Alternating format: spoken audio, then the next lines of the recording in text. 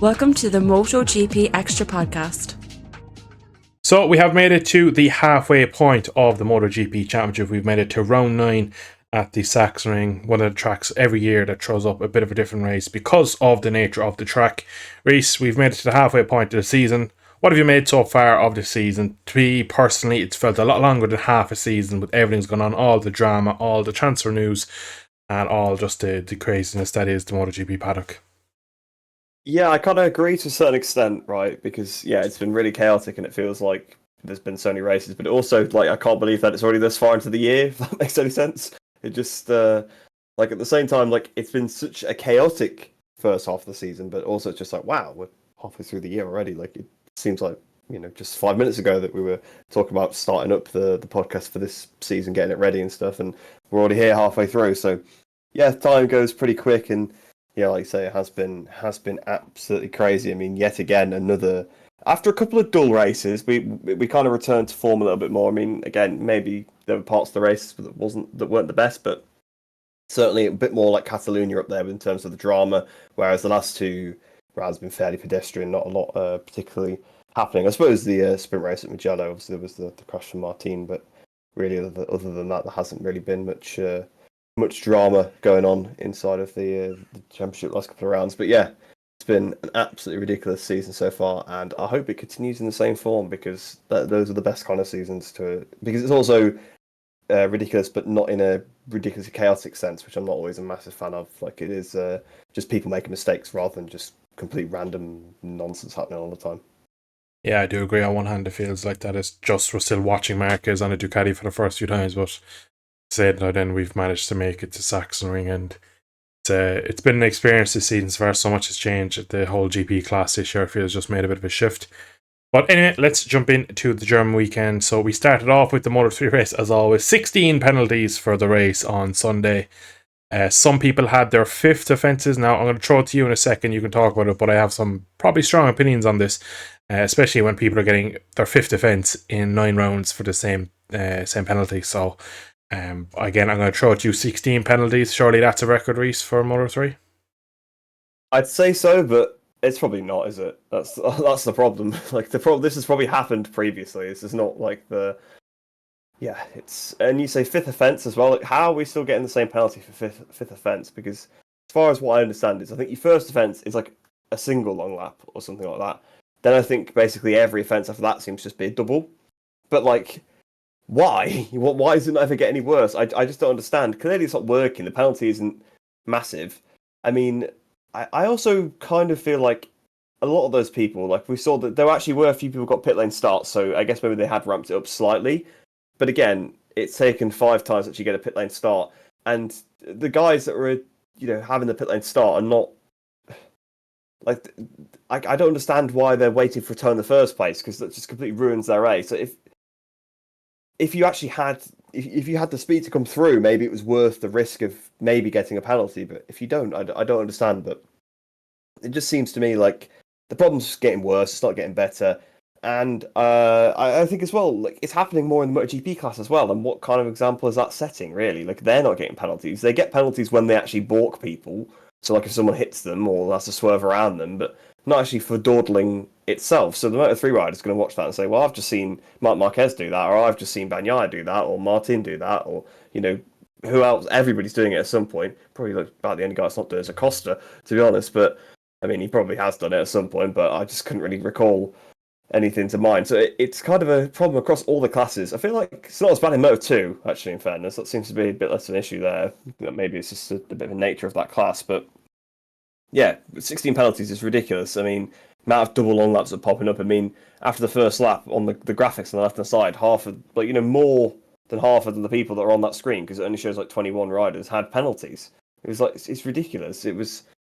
Yeah, it's just silly and it's dangerous and it just looks ridiculous as well. Like when you in a qualifying session where you're supposed to be, this is the fastest point of the weekend where you're risking everything. So also people are going to be coming round quicker, as quick as they can, and you've just got people dawdling and just going slow, and then you see people then not getting through sessions or not making it over lines, and you're just like, what are you doing? Why are you doing this?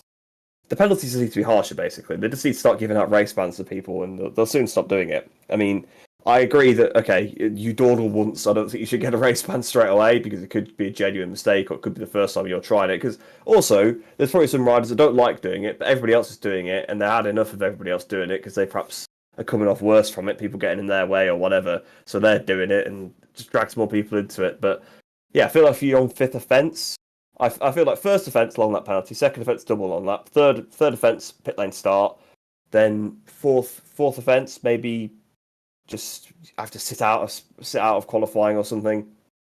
And fifth offence is just straight up. That's it. You go home, like, and you're not racing this weekend. And perhaps maybe that's fourth offence. Maybe fourth offence is go home for the rest of this event. Fifth offence is go home and don't come next time either, because that's the only way to get people to learn. Because when all of a sudden people aren't turning up and sponsors aren't getting shown on TV, team managers start telling people what to do, and they jobs start getting threatened and things like that. So they actually start behaving, because that's the only way, I think, to sort of to get to them. Yeah, I agree. The point I was making is, I agree. One mistake. Look, everyone makes a mistake. That should just be a single long lap in modern day racing. That's about 2.5 second penalty. It's a slap in the wrist. Second one, straight out, should be a double. You're kind of looking at it like, look, you've done it twice now. A harsh penalty for me. Third one is debatable, back of the grid or pit lane. Don't really know which is better or worse. Obviously, pit lane start, you lose more time because not only are you in the pit lane, you're released later, so you lose like 5 seconds after the grid have gone. So probably I'll go for a pit lane start, and then fourth 100% for me is you're missing the following race weekend, and heavy sanctions of money fines as well should be on the team, because if your team can't get a hold of you and get into your head that dawdling on the race line or any incident, we're not just talking about the dawdling, but this is what 90% of the penalties in Moto 2 are, Moto 3 is just sitting on the outside of a track on the white line, seeing our cars waiting for a select few riders to see can you get a wheel. It's the white line though, that's the problem. It's not slap back in the middle of the track. True, yeah. I think what happens is there's so many of them that there's so many on the line, some of them have to go somewhere else, and then they're kind of waiting on the line, and then we get these situations where Bradle Marquez, obviously this weekend was a prime example where Bradle gets all kind of out of position and just goes across the race line as Marquez comes through, and that's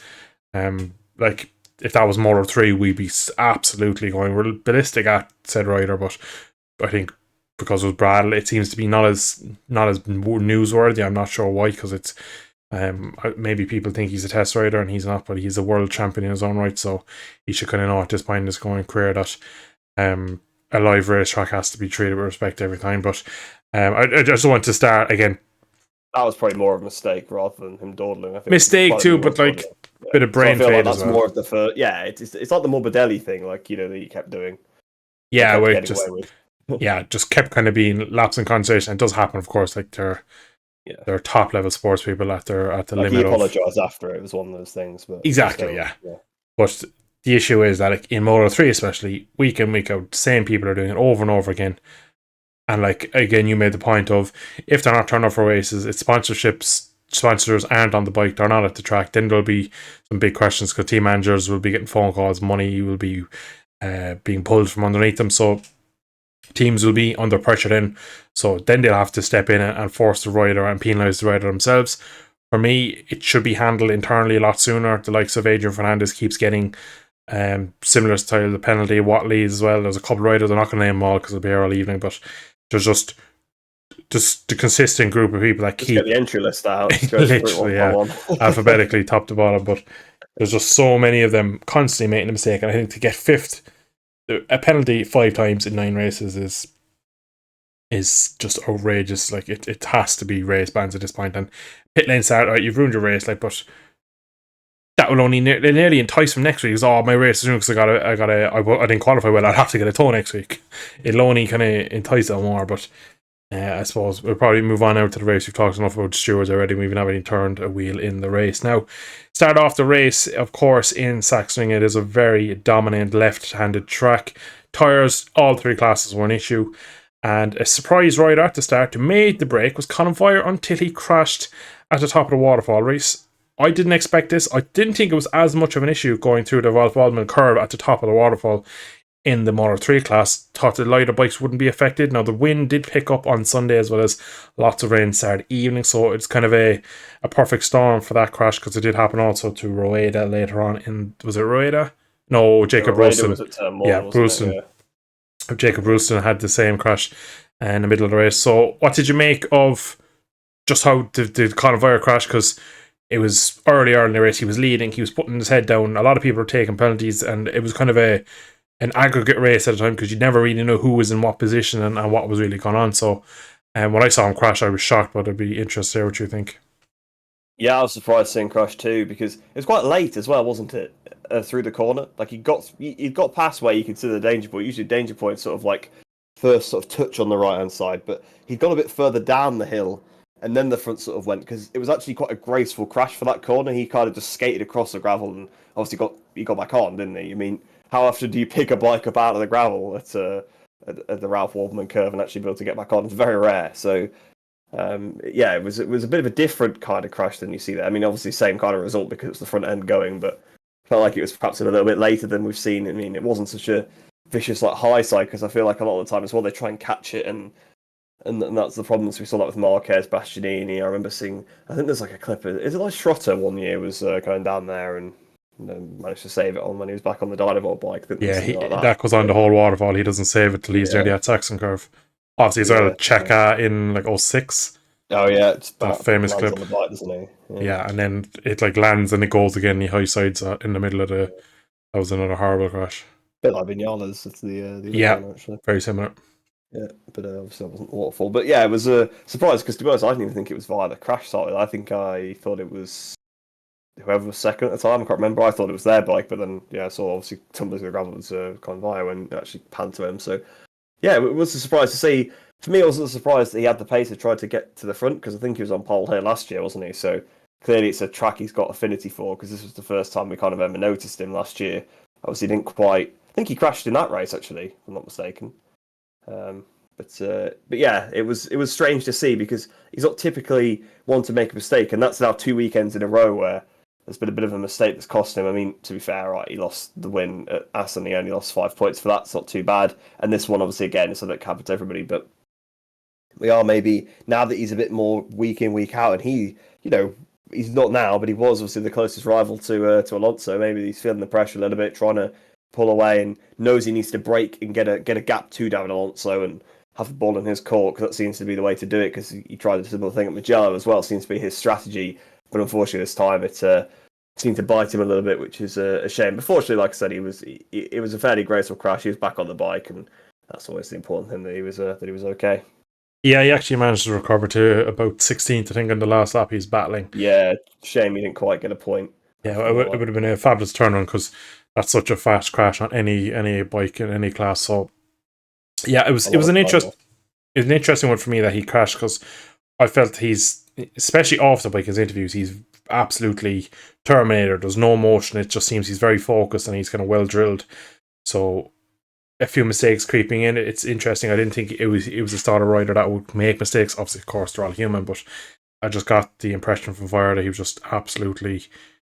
I never felt that he was he's not reckless. I always feel with Vire, to go back to the Jerez race where we talked about that, he did his lap time, he didn't do anything stupid, he just kept at his pace and he won that race because he didn't try and override because he was in a good position, or he didn't try to defend over aggressively or anything. He just did his laps.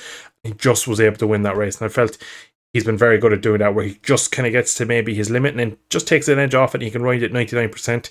Whereas obviously we saw 2 mistakes now in 2 race weekends from him, which is a bit unlikely. But again, second championship year for him in Moto 3. So maybe overall he's just trying to turn the screw just that extra bit to push on his championship, and just small mistakes do creep in when you're on the limit. Now, it was a massive group race. We had 12 riders all the way up to pretty much the last 4 or 5 laps. It's your typical Moto 3 race where no one could really go for it with the Pirelli or kind of getting into this trend now where the Pirelli tires, even in Moto 3, you can't really go too early, and especially on a track that is such a tire demanding track as Saxon with all them left-handers and only a handful of right-handers. So we had lots of kind of swapping around. Again, everyone was kind of managing their pace, so nobody was making a break, and the battling in the pack was fierce. It was always going to be a group race, really, so it was a matter of would it be 10 or 20 riders, really. So when we saw 12 people together, I wasn't really surprised. Did you see it the same way that we're always going to get this group race at Saxony? Yeah, I mean, it tends to be what you're going to get, especially now. We've obviously got the Pirelli tyres, so there is an element of tyre saving even in Moto 3. So you get the guys at the front are just not running the pace. So, obviously Via was trying to push the pace on it immediately at the start, probably try and make a bit of a gap and then save the tyre because ultimately he doesn't want all those people in the group. You kind of have to try and balance it up at that point, especially in Moto 3. Because, if you're allowing slower riders to keep up with you, they're probably going to do silly things because we've seen that's how it goes in the past. But, it does seem to be generally a bit of a group race here, although there have been quite a few instances in the past where you can get away. I mean, last year was a good example. Obviously, Sasaki and Onshu pulled away from the rest of the pack and obviously was scrapping to the end. I remember Danny Kent's championship winning season, he just checked out here as well. So it is one of the circuits where you can do that because there isn't any straights, really. So, it's not all about the straight line speed and winning that way, like there is obviously some of the circuits, like we see Mugello, for example, you get a big group race, but that's a slipstream there, whereas here it's a bit more because you kind of have to stay on the side of the tyre and you've got to look after the tyre. Plus, the track is also very short, so there's not as much of a difference in lap time. So, I think that always keeps everybody a bit closer together. I mean, I know ultimately the races are still the same length, so I guess there is that element to it, but I think it does just allow you to kind of keep together a bit more, and because it's harder to pass probably as well, that maybe there's not as many of these passes that are breaking at the pack because there's just not that many places to do it. I mean, I know they were trying in some silly places and we saw some pretty aggressive passes today, but you always could get that in Moto 3, but I think that all of that together I think contributes to them being the big group pack. And it was sort of the top 12, wasn't it, pretty much all the way down to like Skogden was just hanging on the back for most of the race, and then I think Lunetta had just about got onto the back of the pack before he crashed, unfortunately, after he'd obviously served his long lap. Obviously it's his own fault for doing the long lap, but or for having to take the long lap in the first place, but he had quite a good ride. Although actually I actually will ask you this, the long lap, it's a dodgy one, isn't it? It's right back onto the racing line. It's rough. Crazy. I saw it on Friday and I was just instantly thinking, well, like, you're coming back, so the way the bike goes when you're exiting the last corner on the racing line, you drift onto exactly where the rider will come out. And we did see it with the two empty helmet boys in Moto 3 where a fraction earlier, fraction later, that could be a huge crash. We got lucky, but I don't like that. Now, most long laps are on the outside of the track, which means you do usually rejoin onto the racing line. I think the last corner, Horet, you fly straight out onto the actual racing line, but I felt this one was particularly bad because the racing line nearly comes in the exit of the long lap, which is a much different to what we see in other tracks. So maybe not the smartest idea to change it to the last corner. I think maybe next year we might see it gone back to somewhere else. So I think maybe the outside of Omega, really, because you go out there, you just keep yourself outside the white line and you will have to limit your speed out there. I think that would be a better one, because then as you come back, you go up the hill and you don't regain the normal race line until you're well out of the long lap. So maybe, but definitely last corner was a shocking idea. I don't know who approved that, really, because that wasn't smart by any means.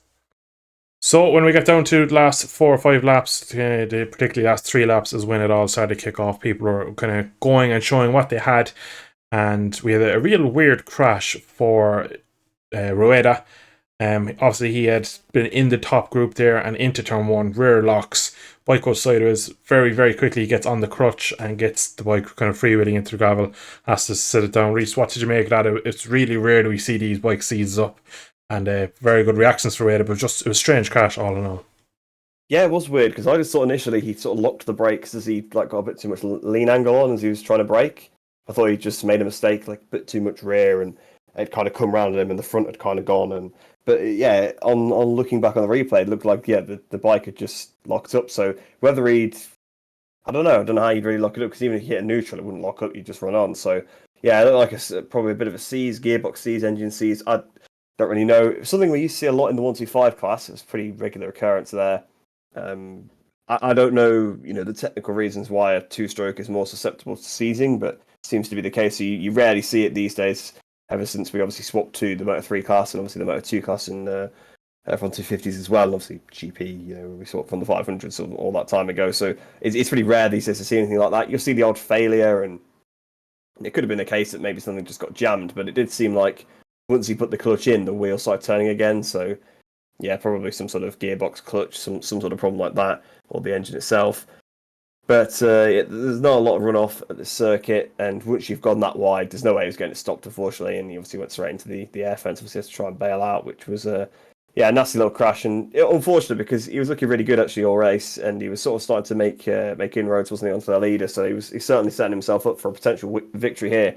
And to be honest, he's had a lot of bad luck so far this season. He's not had a lot of luck, unfortunately. Rueda didn't really have a lot last year, so he doesn't seem to have a lot of luck at all. But yeah, he was showing good pace, so it was good to see, as you'd expect from him. Obviously, we know when you're in the IO team, it's kind of what you expect. You expect to see them up the front pretty much week in, week out. So yeah, it really was a shame for him because he was riding really well up to that point, and he did a good job to actually try and stay on. But yeah, there's not much you can do if you have a mechanical issue. There's a mechanical issue. I haven't seen anything about what the issue was or what caused it. I guess they won't say. I guess I feel like this is one where they can't say electrical issue, but yeah, I'm sure they'll probably try that anyway. Yeah, the old electrical issue when just plumes of white smoke coming out the exhaust is always one on in the GP paddock. It was just cat-like reactions really, because he absolutely, as soon as he realises the bike is going sideways underneath him and it's lock solid, he's on the clutch just to free it up, and does really well to get off the bike in the gravel before it does reach the catch fence, because into turn one it's not the longest run before you're into a barrier, so he still nearly I think the bike reaches the barrier, he nearly does, but it was a shame. It was a good race for him today, and I think again, just as you mentioned, doesn't seem to get the luck at the moment, which is a bit of an unfortunate one, because obviously injured at the start of the year, and now today a weird mechanical that could really easily, he could have got caught up in this bike and stuff like that, so it's an unfortunate one for him, and again, hopefully he'll bounce back, because he's definitely showed speed this season. It's just these small little things that keep putting him off. But as we got down into the other last few laps, we had a great battle between Alonso, Forzada, with Artola, Fernandez in there, Precaris as well. And I must say, Tyro Forzada doing his best Michael Doohan impression for some reason through the lefts, basically very upright on the bike. It looked weird. It looked like he was sitting up and like taking it easy. I have a small theory that he was trying to just change the geometry of his body on the bike to save tires. He was much quicker on the Honda through the corners. He just could seemingly turn the bike more. In turn, I think he burnt a bit of his rear tyre up by doing that, just by having so much rotation in the rear, just pushing around, because on the last lap, as we go through turn 10, I believe, just as he asked for the power, it does step out, and that just little moment there cost him a chance at the win. But Rhys, what did you make of the run to the line and the last couple of laps where the top three in the race were battling? Yeah, I mean, it's typical Moto3, isn't it? At the end, those last few laps where it's all going for it. That's you have the craziness throughout the race, but obviously this one was a little bit more subdued because they're trying to save the tyres. But once it gets towards that end, they just all start going for it. They start diving each other, and yeah, just as always, it is super, super close. And obviously Alonso, once again, kind of just shows that class he's got in these battles. He just comes out on top, just manages it to perfection. And how many wins is that this season? I don't know now, but again, he extends his lead because Holgado again wasn't really there. Obviously, Via crashed in the early on, so again, yeah, it was another good weekend. Obviously, Ortola was right there again, so again, really proving that he's the real deal, because we kind of expect a bit more from him after when he did the back-to-back wins last year. We kind of expected to kick on a little bit more, but not quite had it, but really taking it to the wire there. So yeah, it was a good battle. And how many times have we seen this at Sachsenring, like a drag to the line? It always seems to happen, because I think the last corner just kind of invites it, because you can kind of dive at the inside of the last corner and try and go for it. And it's all about just trying to maximise the actual exit out of the last corner. And yeah, it's very, very classic Sachsenring, isn't it? To be fair, I mean, we saw it in MotoGP sprint race. We've seen it in the past in MotoGP. We've seen Rossi Gibana, Rossi Lorenzo. There's been plenty of these last sort of lap battles at this circuit. It kind of, as much as it's a difficult track to overtake, it's great that basically two of the best overtaking opportunities are in the last sector. I think that's what always provides us with some good endings in Sachsenring. Yeah, just all the long lefts. If you actually think about it, you can set people up by changing your line through there. That then it invites people into Saxon curve and into the final corner, that if you're going to start your move coming out of the turn 4, 5 and 6, you change your line, you change where you approach the top of the waterfall and the previous corners, you can open up the corners and get a run on someone. So even though it looks very hard to pass, there still creates overtaking opportunities. And again, in today's race, you could see for the Honda, definitely faster through the corners, and it could make its pass. But then of course then the KTM badge bikes were doing it all into turn 1 on the heavy braking and kind of putting it down into Saxon curve as well. But overall, I just thought it was a good battle, because I think Saxon can get a name for sometimes being one of those difficult to race tracks and not really a great racetrack. But as you mentioned, we do get plenty of good races over the years.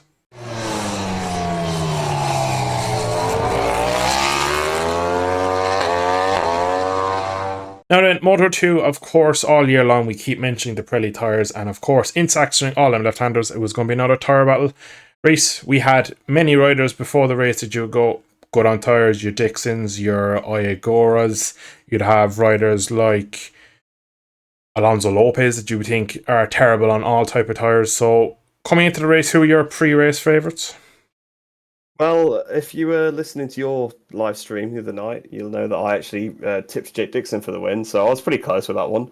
I actually got the winner and the 2 second place people as my predictions, so I'll take it this week. I didn't do too bad at actually reading the races, but yeah, that's as exactly as you were saying. You kind of look at those kind of riders, your Dixons, your Agoras, even your Arbolinos to an extent, because he seemed to have kicked on from last week, which is what we said we hoped would happen. It seems like they have genuinely made a step, even though they've announced they're moving to Bosco Scuro for next year, might be the S, which I don't know whether they'll be regretting that decision now. They seem to have finally got the Calyx bit more on song, but yeah, it was your usual suspects, but except the race winner. Don't exactly have him down as a tyre specialist, a tyre whisperer, but he managed to do it. I mean, I think maybe again it's because he managed to build the gap. I think Vietti and Aegis were probably his best friends today, but and obviously Arbolino's big mistake himself, but yeah, it definitely was a tyre race, because how often do you see a Moto2 race where there's 10 riders in a train? That never happens. Moto2 is the spread out race of the weekend usually. I mean, it has been better this year in fairness, but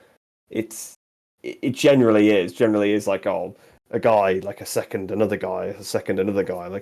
That's usually how it is. But today, really, because they were having to, well, they weren't even necessarily going pretty slow. They were initially they were going pretty quick, set a couple of lap records. Then they seemed to slow down, and then they kind of went for it a little bit again at the end. So I think that middle part of the race where they were all kind of holding station and there was a few passes here and there, just allowed everyone to close up, which is nice to see, because it's good to see when these races play out a little bit differently. It's nice to have a bit of a change of pace, and obviously this year tyres have been a pretty big thing in Moto2, so don't get me wrong, it's not the case that they've not been having these tyre saving races, but because the track is so weird and so demanding, and actually, funnily enough, you get issues with the right-hand side of the circuit because they always have the asymmetric tyre, so the right-hand side is much softer than the left because there's not that many right-handers, but sometimes it goes too far the other way, so you actually end up getting more wear on the right-hand side. So the entire lap really, they're feathering the throttle, they're trying to be careful, although I think the front tyre is the main issue, so yeah, obviously you can still slide a little bit, which we did see some riders doing, and perhaps a little bit too much because they ended up dropping back, but yeah, what's really one of those tyre races like we've seen at Catalonia in the past, and the same. It's not a strange thing that the same kind of riders were fighting for those positions at the front. Yeah, and you mentioned there Aldeguer not being someone that we would say historically would be good on tyres, proven probably wrong a couple of times this year where he's actually probably been poor on tyres. And he was impeccable today. In fairness, he maybe got slightly lucky with a couple of people making mistakes at the right time. But Aldeguer, for me, really showed his class today, because he's had the speed pretty much every round. There's no kind of question this year has he been on it or not. He's always been there. It's just he doesn't have the weekend kind of come together. Got a 2 second and a half lead over Dixon with a couple of laps ago. Dixon was matching him, but Dixon just had kind of gotten caught up with Vietti, St. Aegis, and that kind of group there where he just couldn't then get onto the back and go away with Aldeguer. But for me, we've been talking a lot over the last couple of weeks and rounds on this podcast about how Aldeguer just doesn't get the weekend together. Perfect weekend for me this weekend. Gets away, gets a good start, tries to make a break at some point, doesn't really work, but then comes back and just relaxes, rides his race, and then goes again late, and just, he had the speed, and he clearly saved his tyre, which is something I didn't think he had in the books, but I'm proven wrong. Aldeguer, impeccable for me this weekend. Rhys, what do you think? Yeah, I mean, he's answering the critics, isn't he? The last couple of rounds, I mean, he's had a bit of a tough season, a bit of a rough season. The pace has clearly been there. There's not really been a round, aside from maybe Le Mans, you could argue, where he hasn't been on the pace. Making lots of mistakes. Obviously, tyre wear a little bit, but maybe we're being a bit harsh at it, because I can't really think of a race where he absolutely dropped like a stone because of the tyres. Obviously, he's worn his tyres more than some of the others, but I think the fact is, a lot of the time, it's because he's put himself in a poor race position. Like, Portimao, he got the double long lap for jumping the start, so he had to push through the pack to catch back up. Ruined his tyres there. Okay, Qatar, he did just shred his tyre, but nobody really knew what to do at Qatar. It was a bit of a lottery. I mean, Barry Bottas was on the podium. He's not threatened the top 10 since then, so it was a bit of a strange race. I mean, Alonso Lopez, the king of chewing tyres, won that race, so it really shows you it was a bit of a strange one. But yeah, obviously, yeah, he had the issue at Portimao, and then obviously he's had a couple of races. Catalonia, the other tyre wear race, really, I think he would have run out of tyre, but he crashed into the long lap before he had a chance. So he's always kind of managed to drop it somehow. But at this circuit, it seemed harder to transgress. I don't think anyone got a long lap penalty for track limits all weekend. In fact, I don't think I've seen a single track limits warning all weekend. So that kind of shows you really that you get to a track with a bit more natural runoff. And one of the corners where you could transgress and where we usually see issues, they had a Misano curb there, and yeah, did its job. So Aldeguer didn't have to worry about picking up a long lap this weekend, and yeah, he finally delivered because last weekend he had the pace. I think he could have won without the long lap. Perhaps at Catalonia, I don't think he would have won because I think he would have run out of tyre because it seemed like him and Garcia were going too hard too early. But again, probably could have got a better result. So maybe the tyre wear races, I feel like maybe he's not that bad on his side because Austin again was another one. He put himself in a bad position and he had to use his tyre to catch up. So I think once he finally he qualified third, he was there from the start. He did have to make a couple of passes, but he basically led from the beginning, and he could finally just focus on looking after his tyres. He didn't have to make such a difference. And he was saying also on the run-up to this weekend that he has to push the tyres harder because he's heavier than the likes of Garcia or whatever. So he's losing time on the straights, and just because he's bigger, he's putting more load to the tyres. So he's going to wear the tyres out more. So yeah, I mean, hats off to him. He really rode a perfect race, and he kind of delivered on what we've been saying that he should be able to do. We've said at this point the championship's gone, but going into the summer break, half the season done now. You had a really good race. The best way he could have gone into it. Garcia didn't have the best race, don't get me wrong, wasn't too bad, but he definitely gained a healthy lot of points on Garcia this weekend. And, maybe this could be the start of him building if he's got that confidence back. Just needs to be careful of the track limits, but again, he's shown that he is the fastest rider. Everyone was tipping him going into this season, and this is why Ducati have signed him, because of races like this where he can put such a gap on everybody. I mean, look at the people he was putting the gap into. Arbolino, who fought for the championship last year, Celestino Vietti, who fought for the championship a couple of years before and beat Pedro Acosta in a straight head-to-head in Austria last year. Jake Dixon, another rider that was really good through phases of last year, shown fantastic pace. Again, also beating Pedro Acosta in head-to-head races and stuff like that as well, and Arbolino. So they weren't just like a load of rookies or somebody that was putting time into, and obviously also then the championship leader Garcia, and obviously Igora. I mean, obviously Joe Roberts being the exception, really. He was towards the back of the group, but he was injured, so he's in when you really had a caveat for if he was pulling away from him. But the rest, he just pulled away from the whole pack. He pulled away from the whole field. So again, it just shows he's got the pace. He's shown that he can look after his tyre at a very difficult circuit, and he's shown that even after a rough couple of races where it's not quite gone his way, he can sit there and reset. People are saying, oh, Ducati signed him too early, this, that, and the other. And okay, maybe he doesn't deem last week as too bad. He lost the win, but he still beat Garcia, and that's probably what he's more focused on than actually winning the races at this point. But even still, he was able to do it. He was able to deliver. And on a weekend where I think the Kalex looked better. I think the Kalex was the better bike this weekend, and he managed to still win on the Bosco. So I know that's something that I like to bring up a lot, but I think it's worth noting that the Kalex is definitely, which I think we're going to talk about in a minute, definitely seemed to make a step this weekend. But Aldeguer was the Bosco to pick up the pieces in that situation. So fair play to him. Really delivered once again. Yeah, down to 39 points behind Garcia as we go into the summer break. That's achievable. That's That doable. is doable. That is doable. I was You sitting can there. do that by just beating him in races. He doesn't have to crash. Yeah, exactly. And if he does crash, you've virtually done it already. So he crashed his new win in Silverstone, and he's crashed out of Silverstone before in his championship challenge year when he lost to Guevara. That's 14 points then, isn't 14 points, exactly. Yeah. And then that's game on. So that's only like a fifth place. Yeah, exactly. A couple of weeks ago, we were saying unlikely unless Garcia blows up and Joe Roberts goes away and Igor starts struggling. All these issues, it would take a lot for Aldeguer to come back into. But now it's 39 points. He previously is a race winner in this class at Silverstone. I wouldn't go bet against him.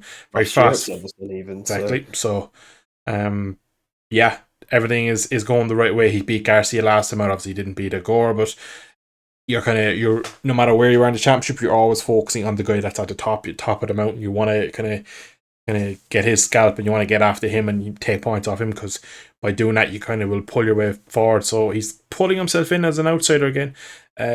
Perfect timing to go to summer right now, because I think he's just built up the form and now he can go away, relax, and kind of reset.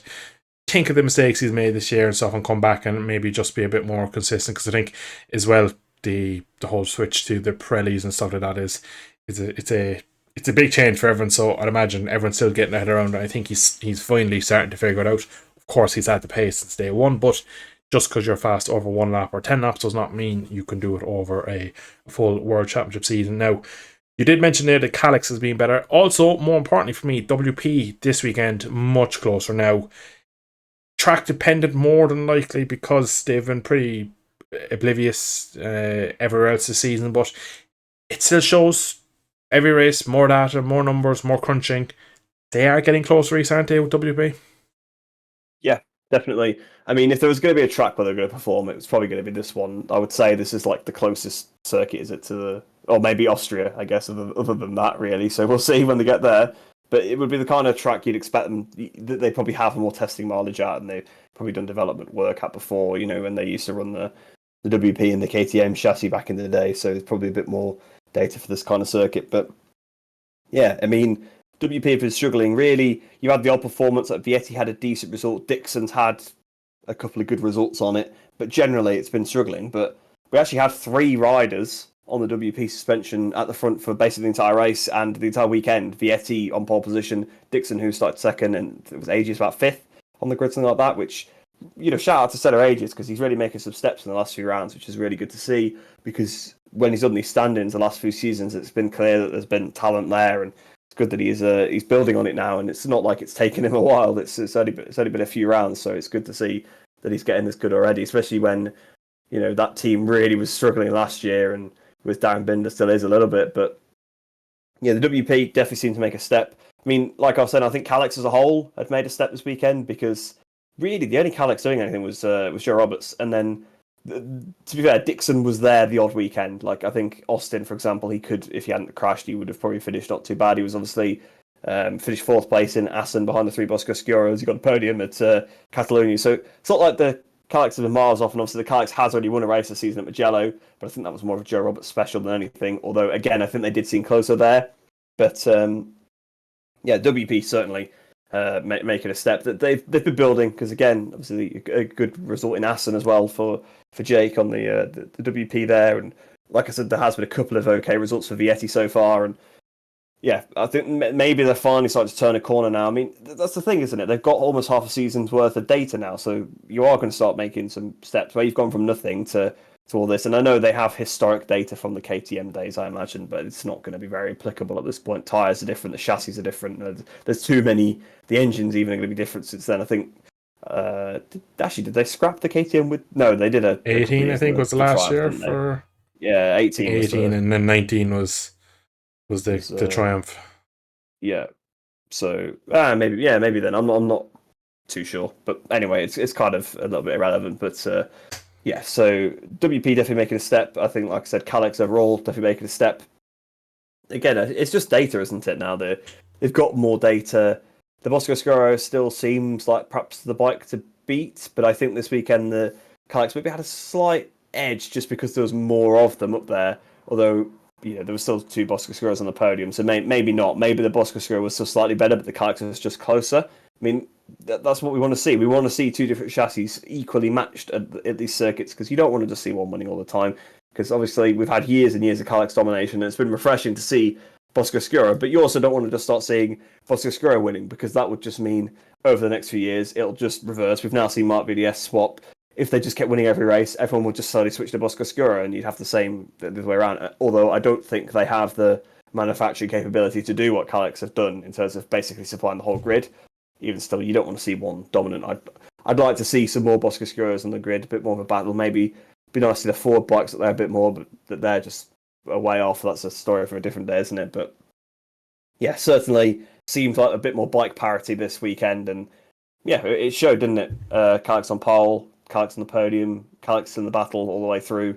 So yeah, it was good to see. Good to see the some of the riders we know had the potential going into the season, like your Arbolinos, your Viettis, your Jake Dixons, and Senna Aegis. It's a nice surprise to see him. Gonzalez was there or thereabouts at the beginning as well. So these riders that we've expected things of are finally up there and delivering, which is nice to see.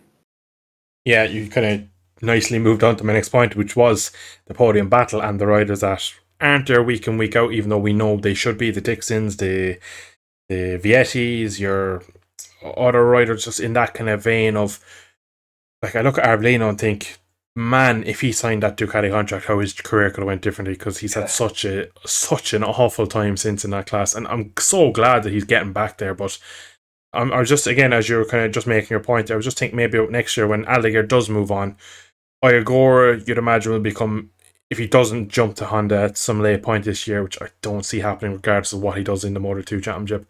I think even at this, to be honest, right, at this moment in time, if Oyagora wins the Moto2 title, I could see him jumping on a Pramac Yamaha. I just don't see, he's too smart to think ever going to Honda at this point in time will be anything good for his career other than his bank balance. But just going into next year, probably Roberts is staying put. Is that kind of, it's hard to tell. Seems like it, doesn't it? Now from one day to the next, it changes.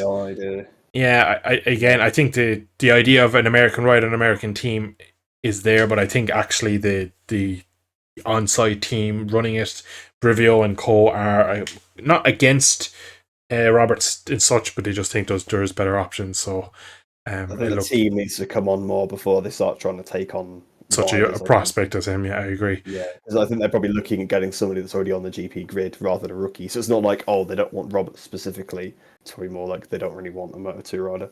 Yeah, but just like going into next year, could we see a kind of resurgent for maybe if we see a new and improved Dixon after he's clearly tried to rebuild himself after the opening start of the season going so poorly, having the change of suspension. We've seen Vietti moving to a new team. Obviously, it's not working yet, but there's steps. Could we see next year a good, healthy title battle in these sort of riders that won't move up to GP next year? Could we see a much kind of bigger championship fight like we are seeing this year, but just with different names? Yeah, I think so, potentially. I mean, I think a lot of them are probably going to still be around. Yeah. There's not many seats going, so yeah, we know Aldeguer for sure is not going to be there. Maybe Garcia won't be there, but I feel like the rest will. Lopez, I guess, especially, like, also is an option. Feel like going to be one of the, to be honest, one of the four Boston Euro riders probably going to go along with Aldeguer, it seems. But I think we'll have to see how the rest of the season goes. It's probably hard to read into what is such a bizarre round, Sachsenring, that we're going to see this regularly, because actually, you know what, we haven't got in the notes, but Moreira was fantastic this weekend. I don't expect to see him as good at the next round, for example. This is a Moreira circuit, the Supermoto, the flat track, the Marc Marquez style of riding, like, his training partner, in fact, Marc Marquez. So, I think this could be a bit of an outlier, although I think, if you look at, for example, like Vietti's always been a bit hot and cold, to be fair, since he's been in the class. He turns up at a weird track like Qatar or Termas and dominates, or like Austria and dominates, but then it's kind of nowhere at your Jerez, your Silverstones, these sort of more normal circuits, your Catalonias and stuff. So he might be a bit of an outlier, but Arbolino and Dixon, for example, they were also both quite good at Assen and seem to have just made an even more of a step here. So that's a couple of rounds of progress, whereas maybe Vietti and your Aegiuses and your Moreiras potentially are just maybe an outlier here, but we'll have to see after the summer break. I mean, of course, things do always change after the summer break. There'll be contracts signed over this break as well.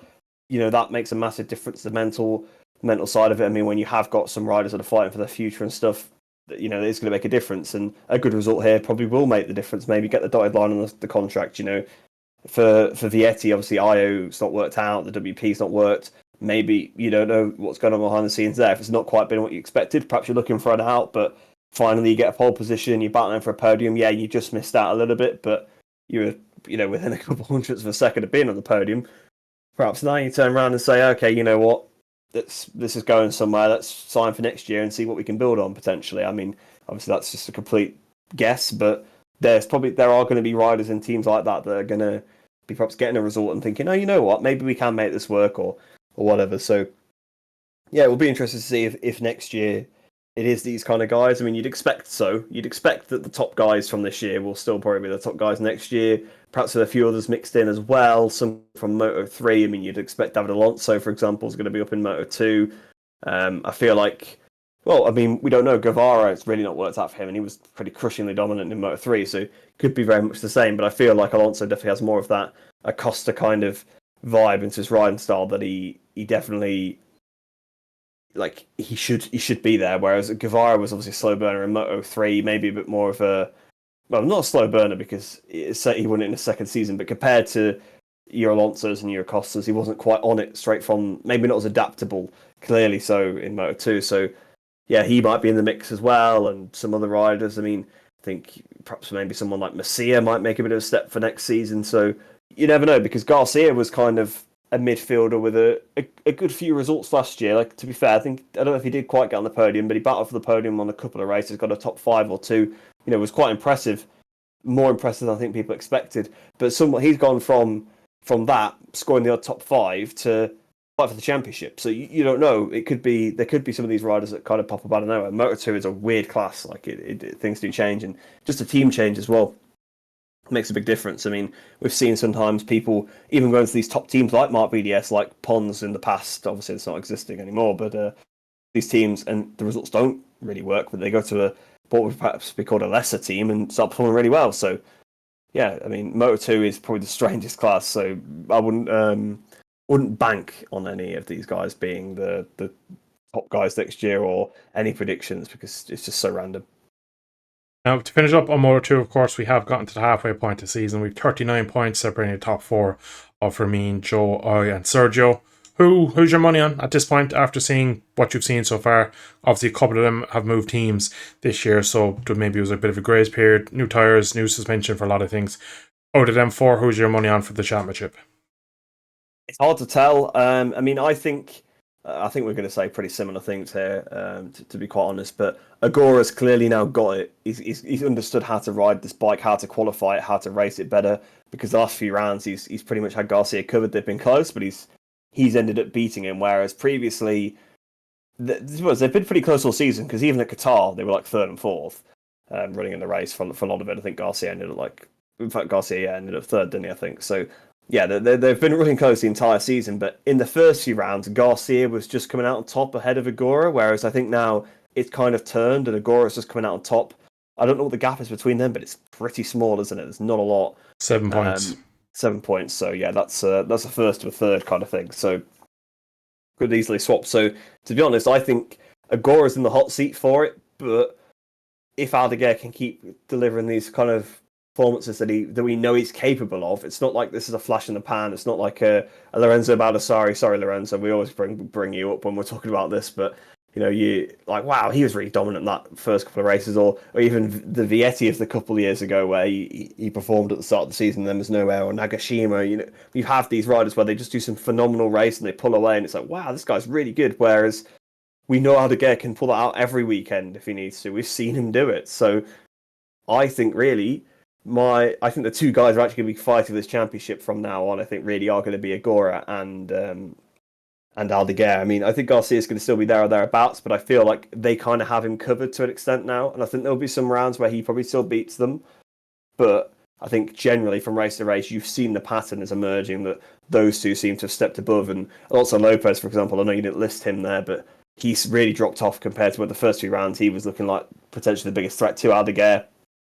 Roberts, I think it will be there or thereabouts. He's shown, obviously, he did a really good damage limitation this weekend with the plated collarbone and stuff. So after a few more weeks to heal, he should be back on form. Silverstone, you think that's going to suit Joe Roberts. So I think he will be there and thereabouts. But I don't know. Obviously, he's a different bite to the others, so that's an easy thing to point at. But maybe actually it could turn out to be good for him, because if the Calyx has turned a corner now, he might actually end up having a bike advantage for the rest of the season. We don't know. So yeah, I mean, my money, I think, is on between Agora and Aldeguer. But to be honest, I think any of the 4 of them could still win it at this point, because they've all had races where they've just looked head and shoulders above the rest.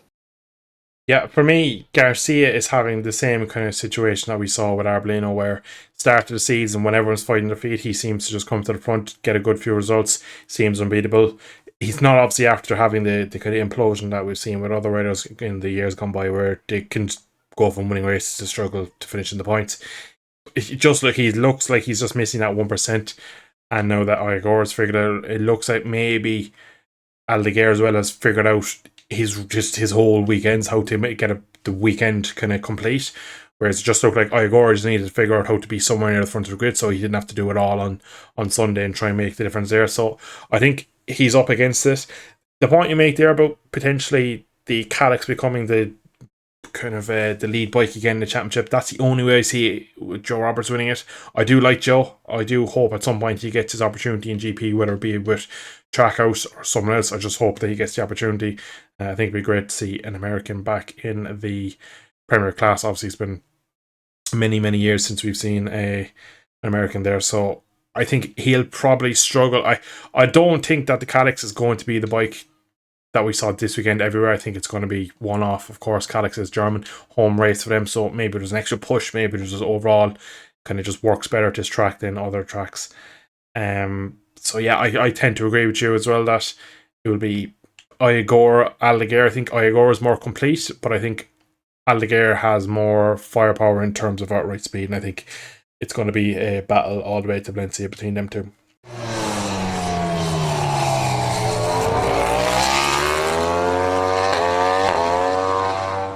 So coming into the weekend for the GP class, there was one man on everybody's lips, and that was, of course, the king of the ring, Marc Marquez.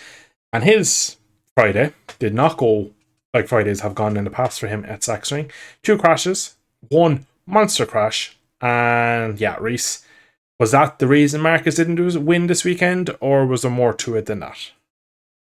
Well, this weekend for me, and I don't know if you'll agree or not, and I think we might have spoke about this before, this weekend sums up why he didn't want to stay at Gresini with a factory bike and why he wanted a factory team. Because for me, yes, he had the crash, and obviously that was a big, that obviously really shaped his weekend. But the fact that his weekend played out the way he did was on the team, because he had so many mechanical issues this weekend. And I think the crash even potentially was caused by not the crash itself was caused by a mechanical issue, but the reason he had the crash was because he didn't have the track time, because he kept having mechanical issues. So he had to try and push a bit harder and make up for it and do a good lap time whilst the bike was still running correctly.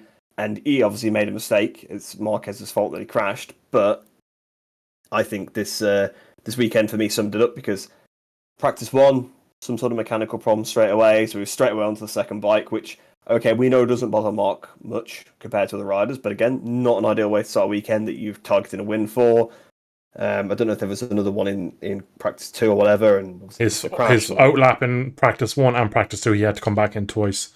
Yep. So there you go, both practice sessions there. Yeah. Q1, obviously we had the bridle balking. He'd done the initial lap, which, okay, I think they thought was good enough, but they sent him round and he came back in. Obviously, you wouldn't just go around and come straight back in unless you had a mechanical problem. Clearly, he did. And he gestured something with his hand, sort of like as if it's cut out or it's done or whatever. But then he obviously got pushed out, so I think he got sent out again anyway. They must have solved it or managed to swap to another bike or whatever. I don't exactly know what happened, but either way, another mechanical issue there. Then he did get blocked by Bradle, but if he doesn't have the issue there, he's on a different lap, and he's completed his lap by the time Bradle's doing that, so he doesn't get blocked by Bradle. Probably gets through to Q2, probably qualifies somewhere decently, and has a completely different weekend off the back of that. Yes, he'd already picked up the injury, but clearly, as he showed today, in terms of pace, he still had it. But you just can't pass here, and he's not got the advantage over everybody that he previously had back in like sort of 2019, 18, those kind of years where he could basically just ram people out the way or just send them from miles back and just find his way back through within 5 laps anyway from the back of the grid. Like, he can't do that anymore. So the fact that he started down where he did and still got on the podium is phenomenal at the circuit. But yeah, I think for me, yes, the injury obviously shaped up his weekend. I think if he's not injured, it's still a better weekend, and he perhaps does fight, especially his sprint. His sprint is definitely better if he doesn't have the injury. His main race is probably better as well because he's perhaps a bit more decisive. But for me, it kind of summed up why he wanted out of Gresini and didn't want just a factory bike there, or didn't want to go to another independent team of Pramac. He wanted a factory team because this does not happen in factory teams. Yes, you have the odd mechanical issue because obviously Bagnaia had one in Le Mans, for example, but it's not very often. I mean, you never see a HRC bike having a mechanical issue, really. I know obviously Marini and Assen, but it's a rarity, and that's what he's used to. He's used to that precision, and this is not the only time. Let's put it this way: the 2 races where he expected to win, he's had mechanical issues that have cost him a lot over the weekends in both of them. So yeah, but that's my takeaway from it, at least. I don't know if you agree, but yeah, I completely agree that, like he said when he signed the factory Ducati agreement, I think Mark is very good with the media. I think the way he said it was like, the moment I rode the Desmodici at Valencia, I knew I wanted to be in red. I think when he realised that he's lost a lot of points this season because of reasons outside of his own, I think he's gotten accustomed to being... In Honda, he was the difference. If they lost the title, it was probably down to the bike, and he couldn't make the difference. When they won, it was probably down to him, and it wasn't the bike. Whereas now, he has a bike that's pretty much good enough. He's doing the bit, but the team's letting him down. All right, he's making mistakes here and there and stuff like that. He's obviously not perfect, but with Honda, it was nearly always, in the good times, then it was always in his hands. It was always, if he lost the race, could always trace it back to his mistake in the race, or it was maybe crashed on Saturday and didn't get the qualifying and just couldn't make the race out of it. But you'd never think Marcus was quick as this weekend, Honda was quick as this weekend, but Repsol just as a team let him down. There's probably very few occasions where it happened, whereas we're in round 9. never happened. I would maybe Phillip Island 2013. Yeah, and probably about it. Texas 2019 when he crashed, that's technically a bike issue, that was a technical issue, wasn't it? But like, technical issues happen. That's more of a mechanical more than anything. But that's again, that was 2 in 10 years we were looking for. Yeah. So, and we picked up 2, 3, 4 in a weekend. Yeah, I can think of, so in the last 2 race weekends, I can think of 4 incidents he's had with Grassini in terms of the mechanicals he's had. Remember his pre-season? That also cost him points in the first few rounds because he hadn't had the time to adapt. Exactly. So I don't think he's had a clean race weekend at all, because Assen forgot his knee sliders, and again, I said this on last week's podcast, it's not a top level sport. You wanted doesn't let him go out with that. Exactly, and that's no disrespect to Carcetti or the men around Carcetti. I just feel that team are on a lesser budget. They're lower down the paddock for a reason. They're a family-run team. They've done brilliant. I just think they're not Marcus's level, and Marcus, again, being one of, if not the smartest men in that paddock, figured that out a long time before the rest of the world did, and that's how he forced his way on to it. He knew before he got there. His brother had probably already told him. Probably, yeah, exactly. He's again, there's a lot to it. What we hear from the media and what we hear in the shadows is a lot different to what's probably going on in real life. So you have to take everything you ever hear out of a grain of salt, but in time everything kind of works out and makes shape of what really is going on. So the fact that he seems so eager to get a factory bike, this is probably it. You don't see this happening to Pecco every week, and so far you could say 20-30 points have gone a begging this year just because Grassini have let him down in certain situations. So it's what it is. Now, another man, unfortunately, who had a huge crash at the top of the waterfall was someone who probably would have had a very good weekend. If not, his weekend was messy also, probably for his own mistakes more than anything. Maverick Vinales, big crash on Saturday. Did well in the sprint, did well enough in qualifying. But yeah, bit of a shame really, because I think the Aprilia was working well. No late. Maverick, in my eyes, would have been top Aprilia, but just with the injuries, the mistake in the main race, it was just a bit of a wasteful weekend, unfortunately, for him and the rest of the Aprilia factory team. Yeah, it was a shame because it was a weird one, wasn't it? It's unlike Maverick. You do not see Maverick crash, like, very rarely. I mean, didn't it take till like Aragon, like of his first year on his Aprilia time, his like first like Aprilia crash or something? It was he's not a crasher. He never crashes. It was. I remember him as well. He crashed here last year in turn 1. He crashed this year in turn 1. So I think there's something about this place that he maybe just isn't perfectly settled with, because again, I'd never put him down as a crasher, but he's crashed here 2 years in a row, which is like, for Maverick, that might crash wasn't turn 1 though. It was like turn yeah, but he crashed in turn 1 in last year as well. Just a kind of he crashes so little that when he does crash, it's kind of like no worthy in my eyes. Yeah, it was a bit almost like the Lukey Heights crash, in 19. Yeah, when he was battling Marquez. It was almost like that came round on him. So Yeah, it was weird. It was a strange, like double, like a high side. Like you said, he did a good job in qualifying, but that was just because he'd already got the banker in. He was pushing on that lap that he crashed on, and clearly the Aprilia was good enough to qualify well, at least because there was a Trackhouse 2-3 on the grid, which also begs an interesting question. That all of a sudden they seem to be performing at this circuit the one weekend where all of the Aprilia technicians from one side of the garage are free and go into Trackhouse team. All of a sudden they seem to start becoming like they became a competitive team all of a sudden. So interesting to see. I know we've seen with Fernandez had a decent weekend, but Oliveira has been in the doldrums, and as soon as he gets some of Alesia's engineers in his team, he starts performing, which is certainly kind of tells a bit of a picture. I mean, it's also a good circuit for Oliveira, but yeah, it was back to the actual point for Vinales. Clearly, it got showed that the Aprilia was working here. It worked in the sprint. It worked in not maybe quite as well in the main race, but yeah, he had the injury, so it kind of still actually had quite a good sprint in fairness to him.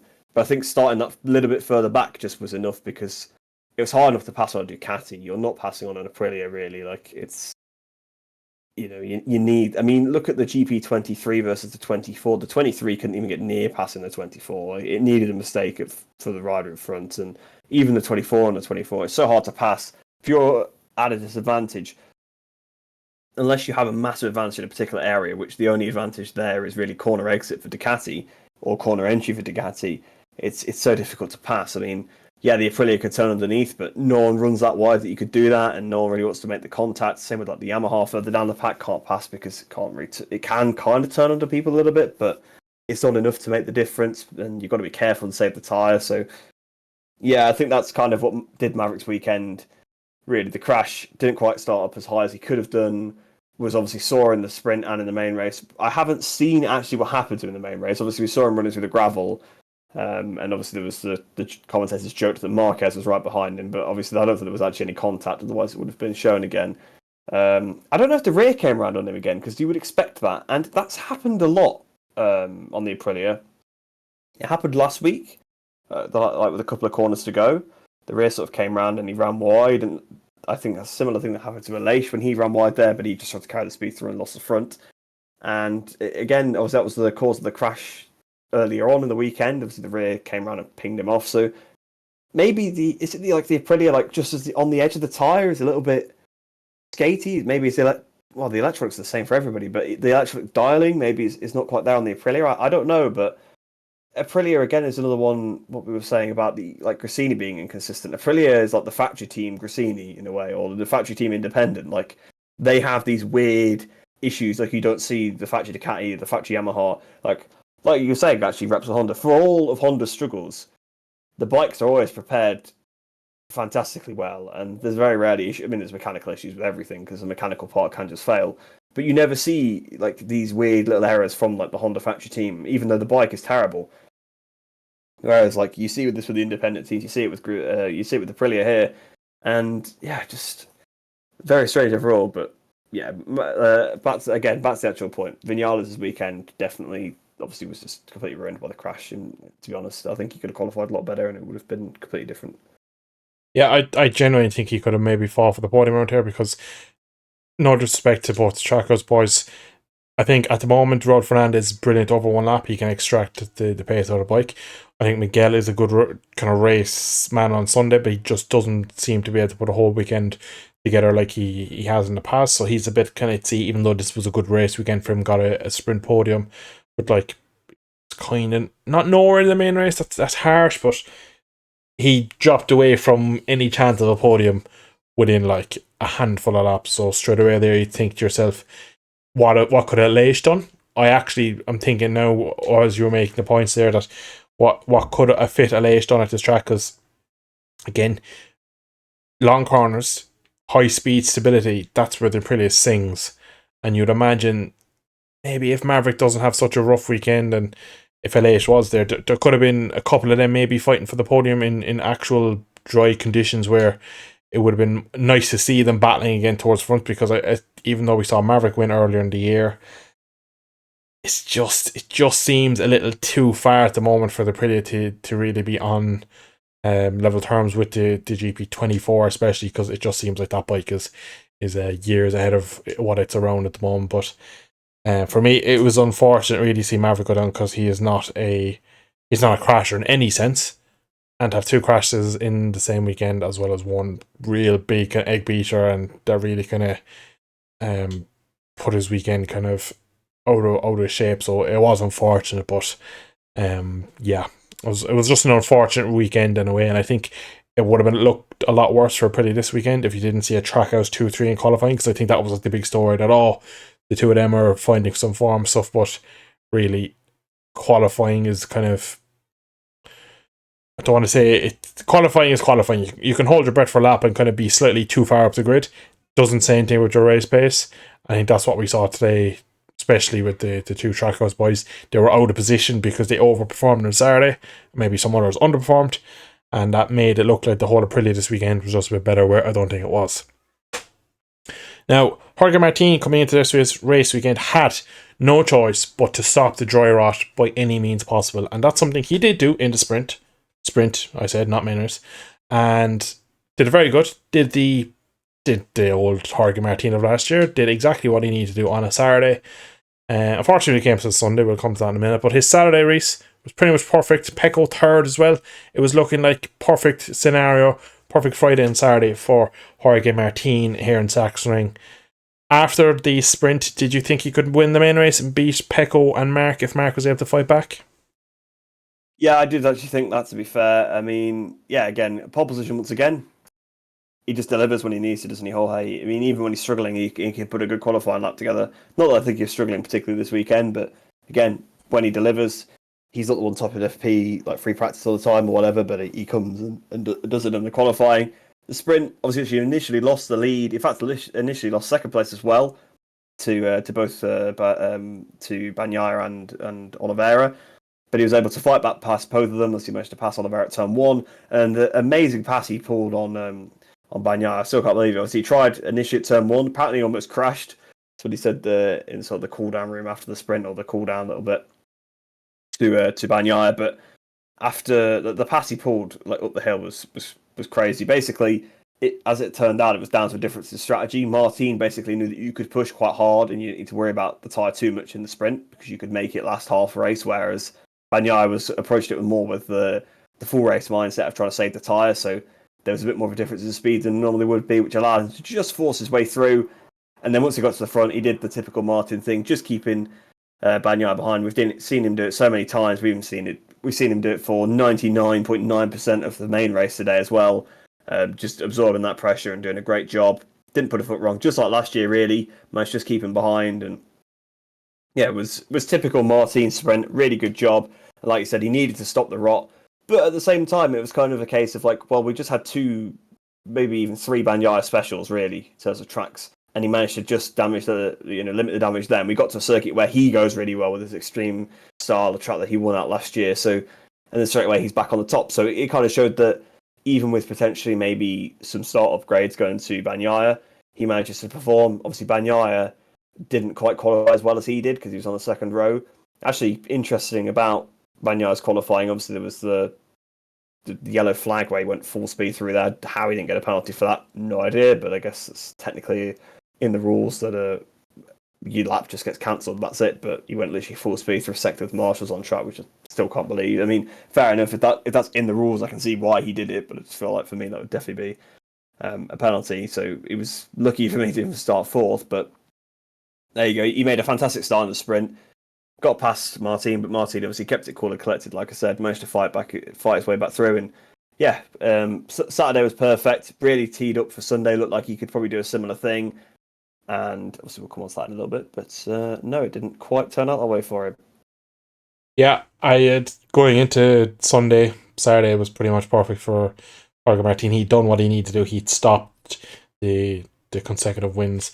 Like, if we go back to Catalunya, if Pecco didn't crash in that last lap, that would have been 6 races in a row that he would have won, which in modern day GP, with how finicky the bikes are and tracks are and higher pressure rules and just how difficult it is, that's people don't win 6 races in a row. No, I know he only won the 5, but he should have won 6, put it that way. But again, I think Pecco does what Pecco does. spends the Saturday sprint as FP4. It's FP4 points, I think, is what Pecco kind of looks at as, to be honest, because he still figures out his Sunday in the sprint, as do a lot, because I know Mark is another rider who he was saying in his post race interview with I can't remember who it was, but Crayfar, sorry.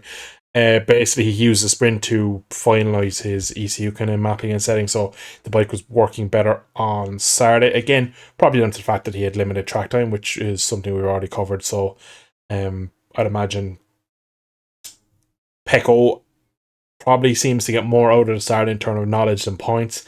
And then when we got to the main race, he seemed pretty Pecco-like again, where he was doing some things and we all kind of go, oh, is he struggling? Is it an issue? Oh, it doesn't look like he's turning that well. He ends up winning it. I know we'll kind of get to use in a second, but back to Martin, just to kind of finish on him. He had done the hard part, get him kind of out qualify him, win the sprint, and then get to the main race. He'd done so much of the job, and I suppose while we're here now, we might as well talk about the mistake. It's another mistake for him. My first part of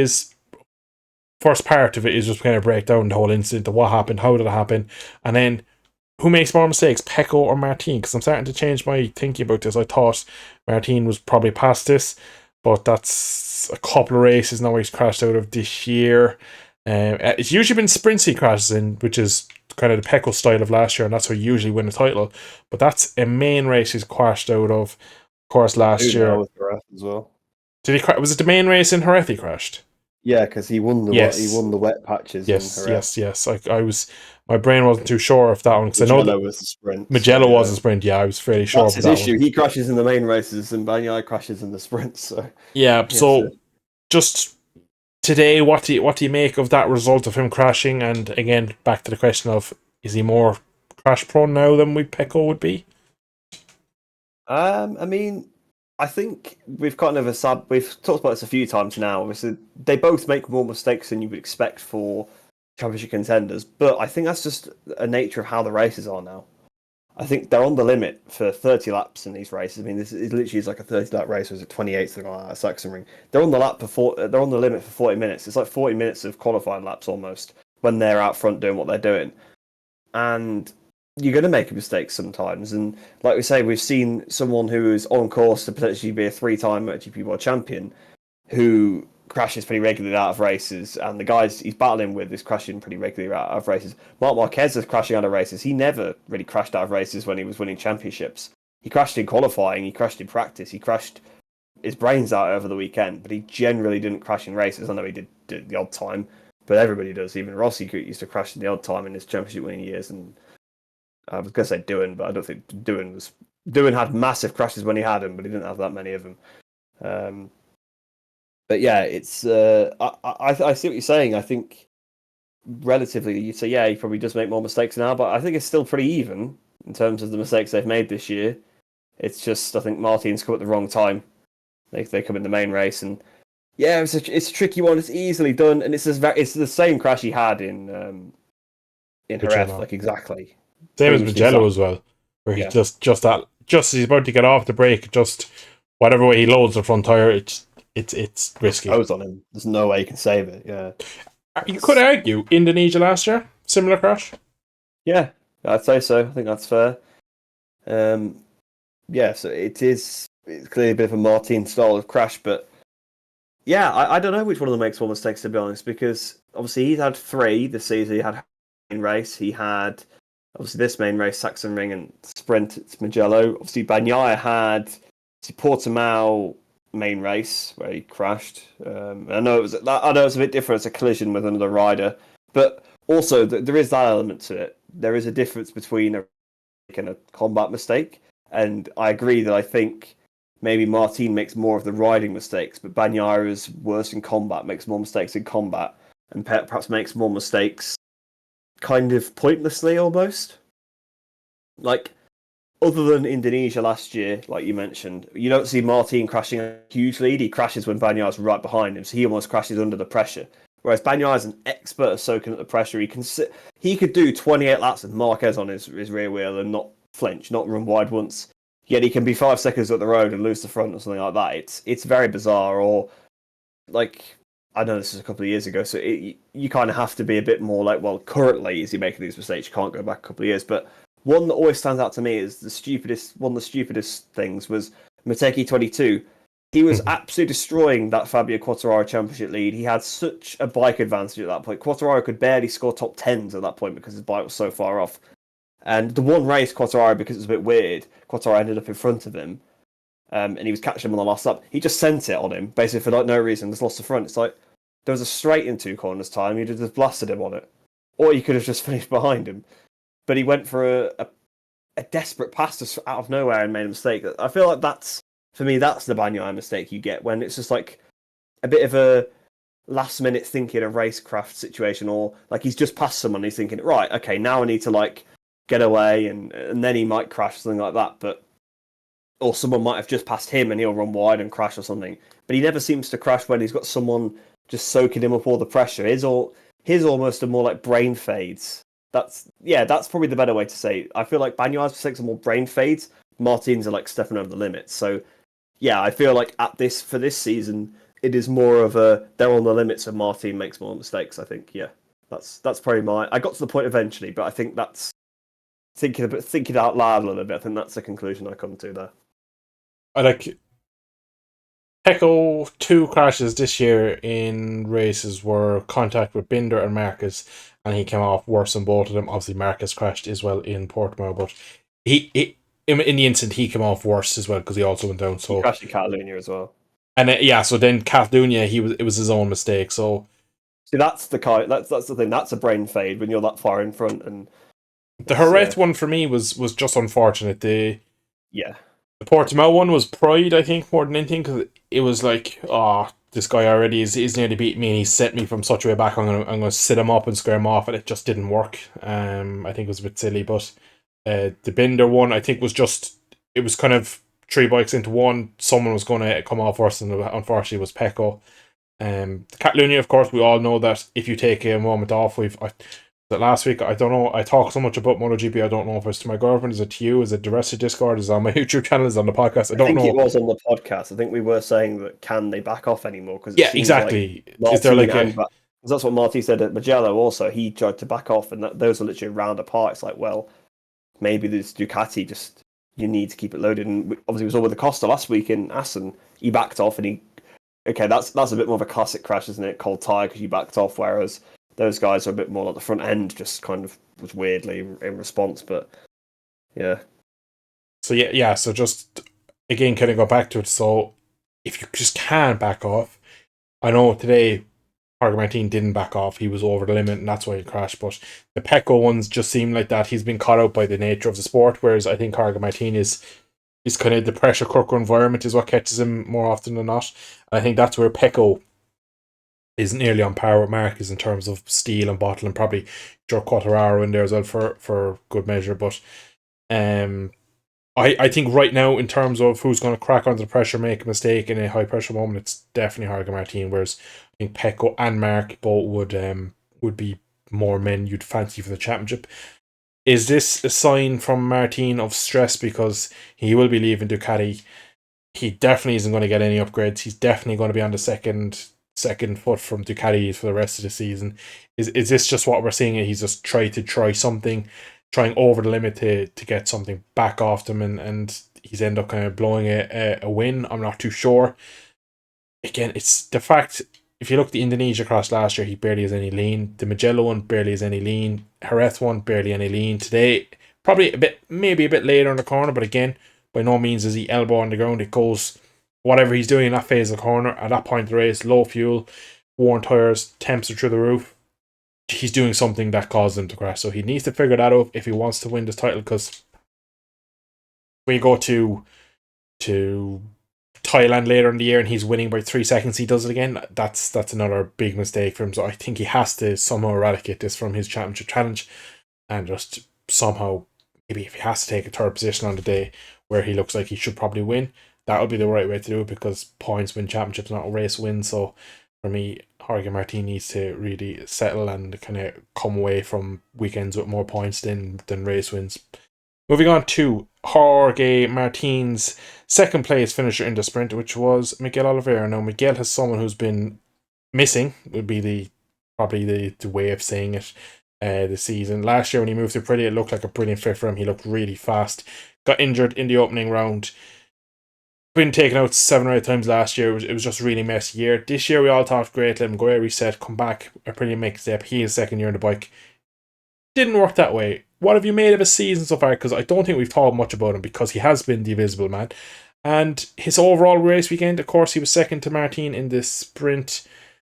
A bit meh again in the main race, but still probably better than we've seen throughout the season. Oliveira, is he finding form at a perfect time when contracts are coming on the table? Well, to be honest with Oliveira, like you said, we haven't spoken about him at all all season, because we've even spoken about his teammate Fernandez because he had the good ride at Catalonia. So we haven't, he's probably one of the few riders we haven't mentioned at all. I mean, even Augusta Fernandez, I guess we've mentioned, probably not in a positive light, but I think we have mentioned him. But Oliveira just never does anything of note. He doesn't. Oh, I know when we mentioned Oliveira, we mentioned him about 20 times in Mugello because he took Fabio out. When you said that, it all come flooding ram back. it into every point because we mentioned it a few times. But yeah, other than that, other than taking out Fabio Quartararo, he's not really done anything all season. But he goes well at this track. It's worth remembering because if you remember Marquez's return to the top step post arm break, who was he battling that day for the win at Sachsenring? It was Oliveira. So again, Oliveira clearly goes well here. I don't even know if he was actually at the round last year, but obviously he was pretty injured, so that there is that. I can't remember the KTM the last round he had on the KTM, but even still, he's been missing, hasn't he, for a long time. But I think he has good form here at the circuit, so he looked on it from Friday. But like I kind of alluded to earlier, he did have some of the Aprilia engineers going into his garage, the factory ones. And remember with Vinales, he was lost in everybody was with the new Aprilia was lost. Both Oliveira and Vinales were lost in pre-season, aside from Aleix. Aleix had a setting, and turned up at Qatar, it was the same thing. Aleix looked like the only guy that could do anything in the sprint. He was looking pretty good. Main race, he dropped off a bit. But then you turn up at round 2 at Portimao, all of a sudden Vinales has found a setting. They found Vinales a setting, and he looks like ridiculously good. And then the next round, he's like ridiculously good as well. And then, to be fair, we haven't been speaking about him as much, but he's been solid. Like even this weekend, okay, he had the mistake in the main race, but he's been solidly top 5 every weekend. Sometimes that's all you can get. If there's 4 Ducatis in front of you, you can't do any better than that. So fair play. Like he's actually been pretty solid this year. He's not been as good as he was at Austin, clearly, but I think overall it's probably been his best season for a long time in terms of actually consistency. But clearly, as soon as you find the setting, it clicks. And Oliveira hasn't found that setting yet, and he's been saying in debriefs and stuff that as soon as I find the setting, clearly you see with Vinales that find the setting, it works. And having those engineers that develop the bike, has that helped? Because obviously going into the season, as far as I understand, I'm pretty sure Trackhouse were going to have 2 previous year Aprilias, but I think as it got taken over, obviously when it was previously RNF, and that was the deal. But I think from what I can gather, I could be mistaken, but I think Justin Marks kind of pushed for having 2 of these factory bikes, and obviously they got one to Miguel straight away, but that's why Rouse had to wait, because they didn't expect to have to make this many. Apparently he's going to get his after the summer break, so that'd be good to see. But it's potentially now him having this weekend, getting some of the other engineers, this very Nakagami 2020-esque, right? Marquez is out. Some of the engineers go through the garages. Nakagami just becomes some insanely good rider for 5 rounds or whatever, and okay, he bottled it a bit, but he was never close to being that good before, or has been close to being that good since. It clearly makes a difference. It clearly makes a big difference if you have the proper engineers in the garage. And this weekend, he even said it on the sprint podium afterwards. He's like, to go from fighting in the midfield to all of a sudden fighting these guys was so hard. It was such a big jump. And it is such a big jump that he just came out of nowhere. We obviously saw it with Ralph Fernandez in Catalonia, but he'd showed signs, whereas he'd done well in some sessions and stuff, whereas Oliveira has been nowhere. I think this is partially down to track, preference for him, but also not entirely, because we've already been to a track that he's phenomenal at, Portimao. Obviously, he's not going to do the 2020 again, but even last year, before he got taken out, he was looking really good on the RNF bike, and he was woeful at Portimao this year. But I think you get him a setting, I think all of a sudden maybe it's there. So we'll have to see. Silverson, he was really good there last year, actually. As the rain came down, he was closing. He almost got the podium that day. That was 3 Aprilias in the top 4 or something like that. So, yeah, I think I think he has to. I think he could have turned a corner here. We'll have to see. But Oliveira, we know Oliveira is a great rider. I mean, I know he's kind of known in MotoGP for the wet weather specialist, which is strange because I never really had him down as that before coming into this class. But he had some really good wet weather wins. But he always, like, he was teammates with Binder. He was pretty close to Binder. Like, he wasn't that far off. He was definitely closer to Binder than Miller's been, for example. And so he's clearly like a good rider. And he also picked up the results when Binder didn't. Like, Binder beat him probably 75% of the time. But when the good results were on the table, when a win was on the table, it was Oliveira that got it. Like, he even had some dry weather wins, like when he beat Quartararo and Zarco in Catalunya and things like that, and picking up a podium at like Mugello, which Mugello KTM podium just seems ridiculous. But yeah, I think it could potentially be a step. His sprint race was really good. His main race was a bit rough, like you said. But I do think the Aprilia is like that sometimes. It's just really good in one of the races and not so good in the other one. So there is a potential of that. Maybe as well, he thought maybe he was struggling with tyre at the end of the sprint, so he tried to save a bit too much in the main race. I also think the main race, people just learn a lot more, especially the Ducati riders, right? They have so much data to look at after the sprint race. Bagnaia has always known the best for doing this, like how much of a step he makes, but clearly they all do. Because I'm pretty sure at one point in the race there were like 6 to count into the top 6. So yeah, he didn't really stand a chance. And yeah, did he still end at top Aprilia? Oh yeah, of course he did because Noah Leish rolled backwards and Vinales went off. Vinales went off, yeah.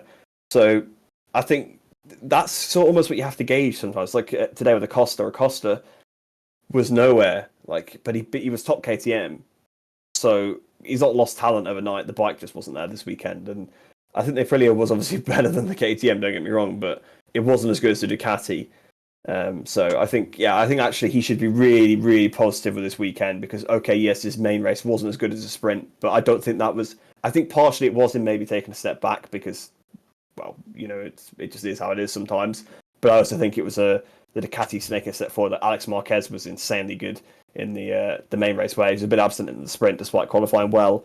And obviously Marc Marquez was more up there. Morbidelli was up there more. I mean, I know Morbidelli was having a pretty good weekend anyway, but he was behind Oliveira in the sprint. So, yeah, I feel like maybe his race performance not being as good, maybe it was almost... It looks worse than it is, because I think the Ducati's just also made a big step. Yeah, and it's an interesting weekend, Sachsenring. It's a weird track. It's almost like another Qatar where the form book kind of comes and goes. It's all left-handers. Most tracks aren't like this. It's a weird one. So it's one of these ones that it's always nearly around the mid-season break. So a lot of what we saw this weekend will not happen throughout the season. For the rest of the season, for example. So it's one of those race weekends where it throws a bit of a curveball at everyone, and we get a bit of weather. There's a bit of everything at Saxony. It's just one of these racetracks that it's just quirky. It's probably not really suited to GP anymore. I know Enea Bashani was with vocal on Friday about how GP bikes are just far too big for this place these days, and you can't really argue with him really when I don't think they're using 6th gear at the bottom of straight. They're 10% of the lap they're on full throttle, which is it's scary to think of how little throttle that is and how much of the lap is 3rd gear just waiting for something to happen. So it's, as much as it's a weird place, it still gives good racing, still gives an interesting weekend. Something we are very guilty, the two of us on this podcast, is talking about all these things and not talking anything actually about the race. So main race, again, of course, was a tyre battle. It was 28-30 laps long.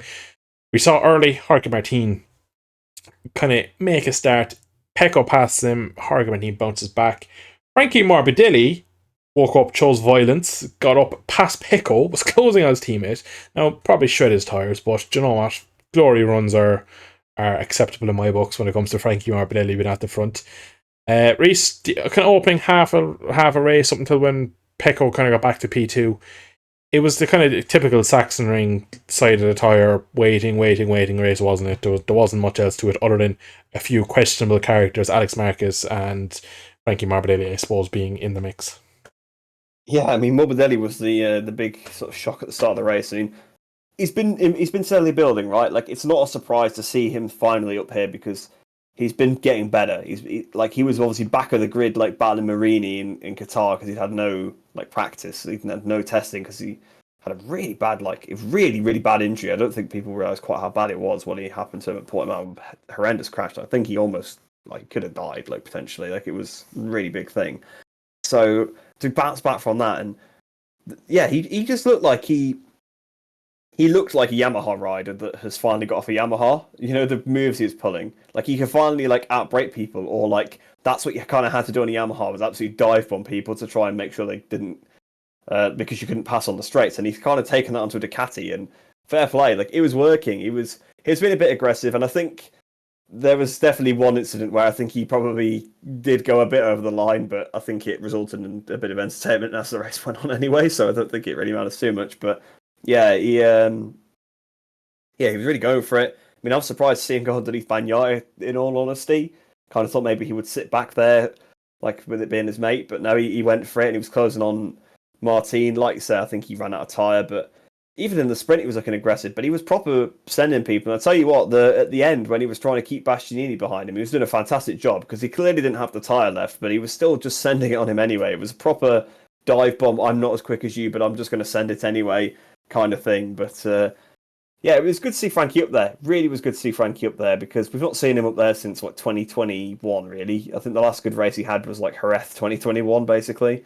So it's been a while. Actually, Termas, he was quite good last year at Termas for some reason. Literally out of nowhere, it was top 4 on a Yamaha, and that was by far the only weekend he's ever probably thrashed Quartararo in his entire career, basically, was that weekend. But yeah, it was good to see him. Like I said, we've seen him be building, but he was he was certainly, he wasn't making any friends out there, let's put it that way. He was sending it on people, but the moves were all pretty clean. Like I said, I think the only thing he did that was a bit questionable was when he ran wide, he didn't really check when he came back to the racing line and almost knocked Marquez off. But I mean, I know that's also Marquez going for the gap, but as the rider that's cutting back, it is your responsibility to check. And obviously, it didn't result in anybody crashing, so that's good. But I think anybody else, it probably is a crash. And like I said, it provided some entertainment, because as Marquez said in the post-race interview, it was like a switch in his head clicked as soon as Morbidelli turned in on him. He was like, right, okay. And then you could kind of tell, because Bastianini tried to get past Marquez, and he basically just rode around the outside of him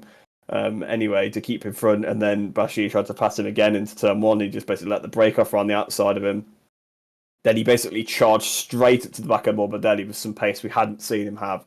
And he absolutely dived on Morbidelli. And then he was on a mission to catch his brother. So, yeah, I mean, it was certainly interesting, and good to see some different characters up there, because, like I said, we've seen Morbidelli do some stuff, but he's not really been in the lead group. It's the closest he's been to Martin by far. I mean, I don't think we haven't seen a Pram at 1-2 so far this season. So, yeah, it was good to see them both running up there and causing a bit of chaos. We always love to see it, and like I said, it was all clean as well. It was aggressive, but it was all clean, and the only bit of contact was a racing incident anyway. So, yeah, great to see Frankie up there. Yeah, it was very interesting to see what he could do, because there's no question he is a top GP rider on his day. Just, of course, his injuries and the equipment he's been on over the last couple of years have just kind of tarnished his reputation, because a lot of people don't think he deserves to be in the class. They should think he should be shipped off. But on his day, he's proven today that he was battling the two best riders in the world. He was faster than Jorge Martin in parts today. He overtook the world champion.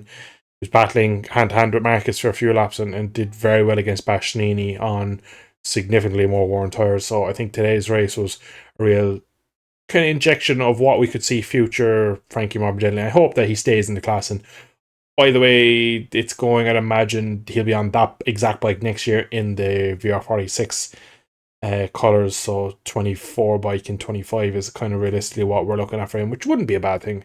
I think it would be a second year on the bike. I think we'd consistently see him in the top 8. I think on some weekends maybe a podium or a kind of a front row man on his day. And then again, he could start to build, and then maybe in a couple of years then he can get himself back to maybe going after a championship if it works out for him. But it's great to see him back, because GP, especially the GP class, when you've had your moment and you kind of fade out of the spotlight, it's so hard.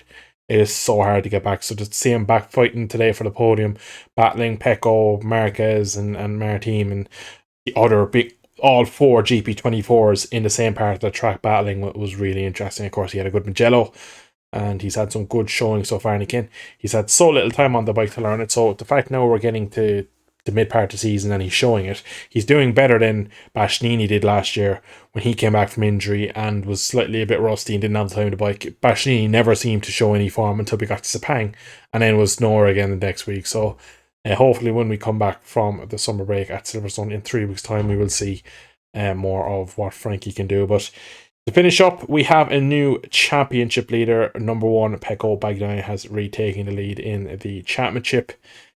Rhys, we have half the season gone. Pecco leads as we go to the summer break. What do we expect from Silverstone to Valencia in the remainder of this championship? I do fear that it could be a bit of a walk away now with the momentum building, which obviously is no slight. I just want a close championship. I don't care who wins it. So just to be clear, just so that's the fear, not who it is. It's more the fact that I think Bagnaia has the potential to just run away now, whereas I don't think any of the others really did. So that's the danger. But I feel like he's just going to keep.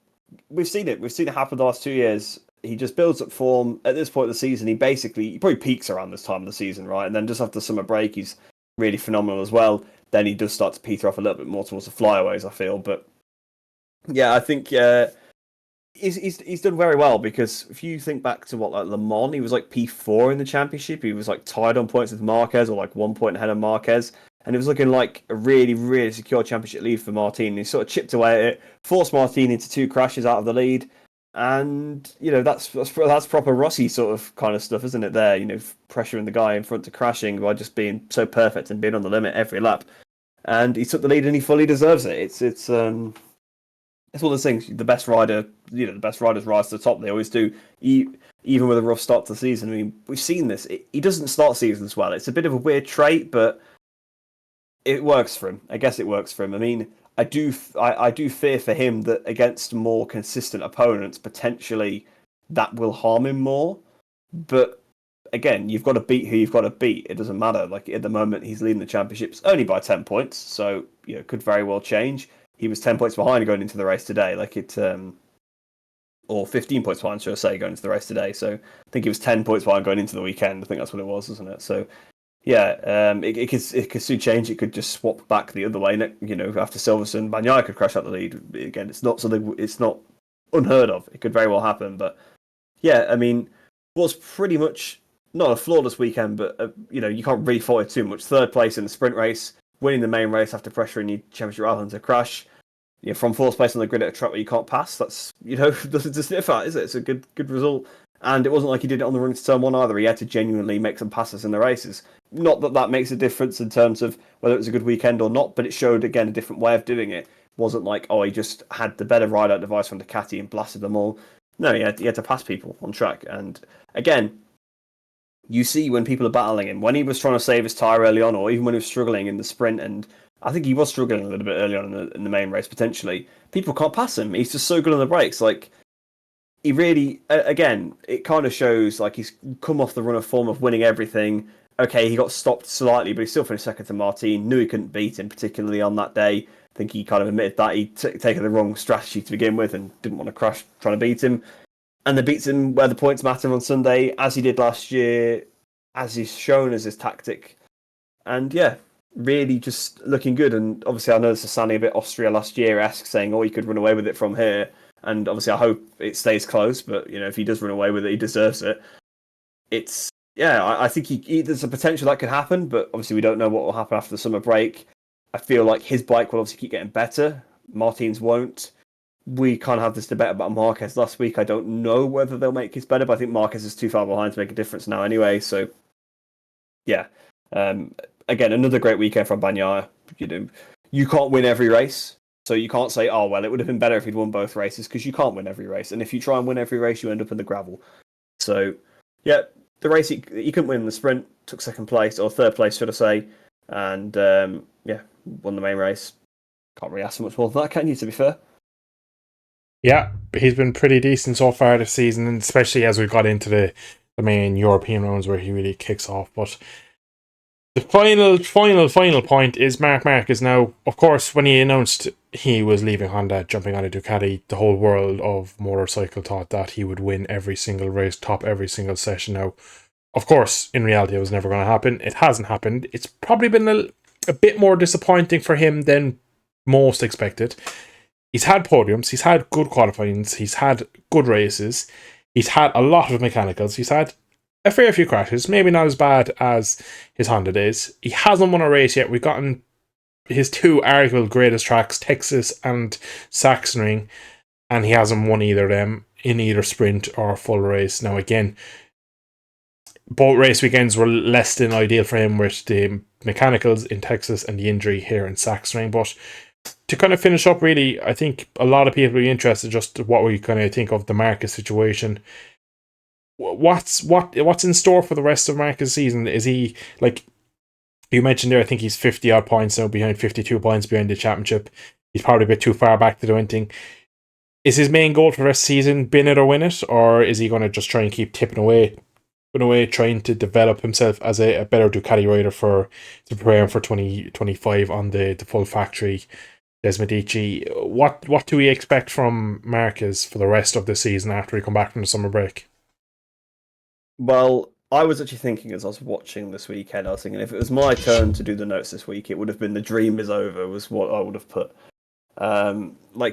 It's not worked out quite how we thought it was going to. Not that it's been a disaster. Don't get me wrong. It's not like he's switched to Ducati. It's been a failure. He's still sat third in the championship right now, and he's still just over 2 main race wins off. And when there's this many races with all the sprints and stuff, he very well could still win the championship, and he could still win the championship with rounds to spare with the amount of points that there's left. So, it's not, it's not like it's been a disaster, but it's not quite been as good. I didn't think he was going to win every race, but I was one of those people who expected him to win quite a lot of races. And obviously, we've done half a season; he hasn't won any yet. He should have done at this point. He's clearly been the fastest rider on a couple of occasions where it's just not quite worked out for him. Jerez is the one that really, which is interesting because even at Austin, I think potentially he could have done the double, but there's people looking quicker than him and people looking really quick here at Sachsenring. But he was head and shoulders. That's the most I've seen him be quicker than anybody else was at Jerez so far. Pole position there. Was going to win the sprint if it wasn't for the weird wet patches, which I don't think you can blame someone for not being able to avoid a wet patch that you can't even see anyway. That's more of a track fault. I mean, I know like Martin, for example, navigated through it perfectly, and so did Acosta, and so did like Pedrosa and Quartararo, which kind of shows the best riders do it.